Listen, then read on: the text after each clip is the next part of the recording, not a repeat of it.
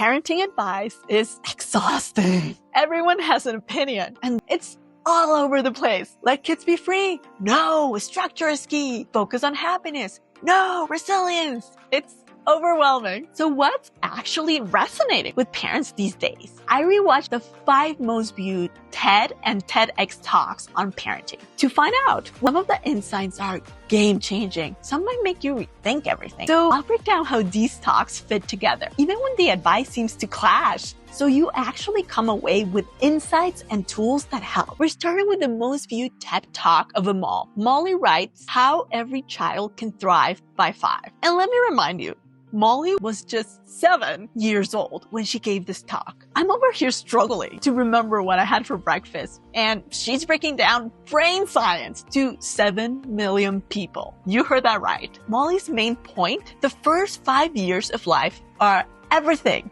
Kids' brains grow at insane speeds, forming 1 million of neural connections per second. And the way we interact with them literally shapes their development. She lays out 5 key principles to helping kids thrive: connection, talking, playing, a healthy home, and, you guessed it, community. One of the most powerful moments in her talk was when her friend Ari, an adorable toddler, was playing peekaboo with his dad. His dad was super engaged until he picked up his phone and started ignoring him. And you could just see the distress on Ari's face. And honestly, that hit home for me. I struggle with what I like to call phone infatuation sometimes, and I've been actively working on getting it on check. If you want to hear about the simple yet effective strategies that help me reduce my screen time, let me know in the comments below and I'll make a video about that. But going back to Ari, what can we learn from this game of peekaboo gone wrong? Serve and return. When kids engage with you, engage back. It's literally how they learn to trust and communicate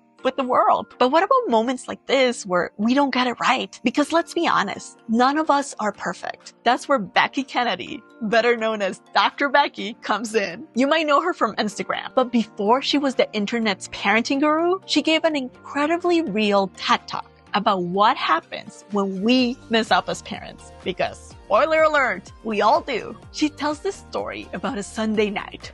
She's exhausted, overwhelmed, and then her kid whines about dinner. She snaps, she yells, and immediately she feels like the worst parent alive. But instead of pretending it didn't happen, she repairs. All parents yell. No one knows what to do next.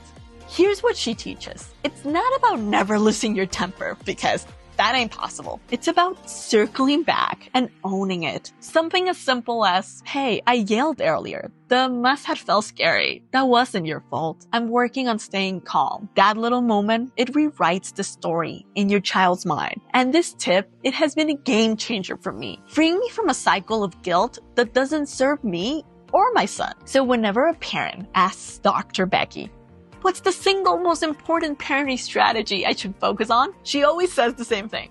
Get good at repair. And one of the most powerful parts of her talk is when she anticipates the biggest objection parents have. What if I've already messed up too much and for too long? Well, then imagine receiving a letter from your own parents, apologizing for the ways they didn't show up for you, acknowledging the times they should have done better, and telling you that if you ever want to talk, they'll just listen. She says every time she shares this, people, grown-ups like you and me, tear up. And I believe her, because I did too. And now I'm getting goosebumps just thinking about it. It's never too late to repair. And that's such a freeing realization. If you found these insights helpful, give this video a like and share it with a fellow parent who needs this reminder today. Or consider subscribing for more honest, science-driven parenting tips. And while repair is crucial, what if we could also help our kids build emotional intelligence from the start? Which is really hard.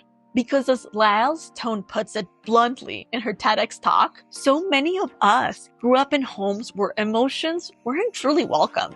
And not because our parents didn't care, but because they just didn't know how to respond. Think about it. How many times did you hear growing up when you fell or lost something? You're fine. Nothing happened. Stop crying. It's not a big deal. Our parents weren't necessarily trying to dismiss us. They were trying to help us move on, to not be sad. But what actually happens when kids don't get to process their emotions? Lael breaks it down into 3 common coping patterns. Repression. You learn to push your feelings down and bottle them up. Aggression. Those emotions come out later, but as outbursts, anger, and even bullying. Expression. The healthy way, where feelings are acknowledged, processed, and released. And honestly, I've caught myself doing exactly what my parents did. Jumping to the, "you're okay," the first times my son fell. But what's helped me is realizing that awareness is everything. And with that awareness, I've been able to pause, acknowledge, and help him work through his emotions instead of brushing them off. And that's how we shift things.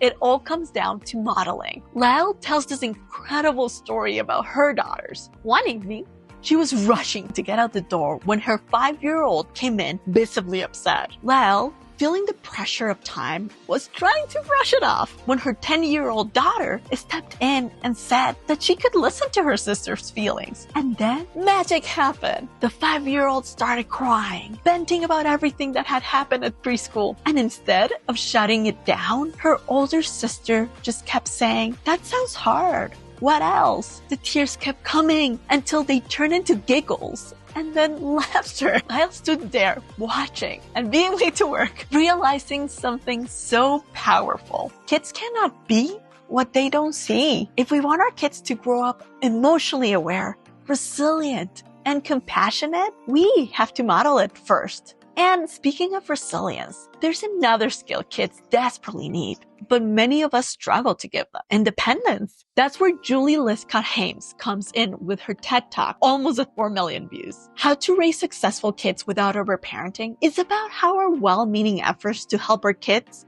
can actually hold them back. Full disclosure, I actually know her. She was my dean at Stanford University. And let me tell you, this woman is so inspiring. She says, "We spend so much time trying to prepare the path for the child instead of preparing the child for the path." And she's right. We want to smooth out their struggles, make life easier, but in doing so, we might actually be making them less capable. She also emphasizes that self-reliance is one of the greatest gifts we can give our kids. When we hover, fix, and micromanage, we're unintentionally teaching them that they're not capable of handling things on their own. So what's the antidote, you may ask? Let them struggle. Let them try. Let them fail. It doesn't mean abandoning them. It means standing beside them instead of in front of them. And one of the most surprising takeaways, chores are one of the best predictors of success. Not grades, not extracurriculars, chores. Why? Because they teach responsibility, resilience,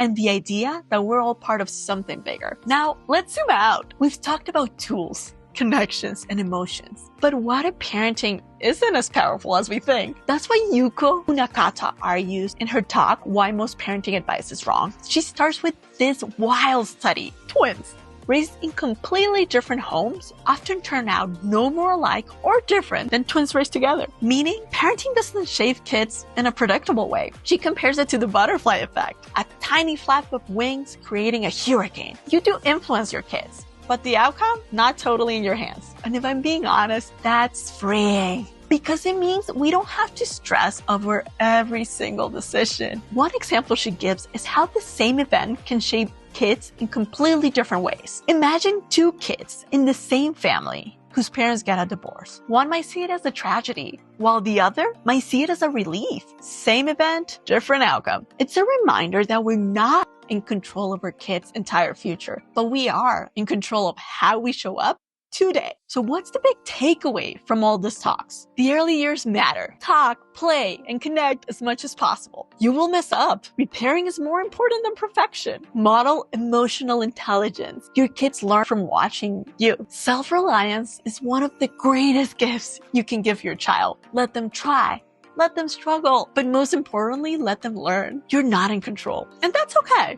Parenting is about the relationship, not the result. So next time you're doubting yourself, just remember, love, connection, and repair matter more than any perfect technique. Now, I'd love to hear from you. What's a parenting moment that stuck with you? Drop it in the comments and let's learn from each other. And if you want to get a little more personal, check out this video I made where I broke down the unexpected, messy, and hilarious real truths about raising kids. These are the things parents don't talk about enough. But we should, because when we share, we realize we're not alone.